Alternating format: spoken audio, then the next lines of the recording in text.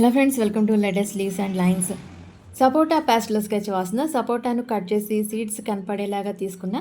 గీయడానికి ఎలా పెడితే బాగుంటుందా అని చూసి తేలిగ్గా సులువుగా వేయగలిగేలా చూసుకుని ఏం కలర్స్ ఉన్నాయో గమనించి అలా పెట్టుకుని కావలసిన colours brown shades black pastels తీసుకుని ఇక స్కెచ్ వేయడం స్టార్ట్ చేశా.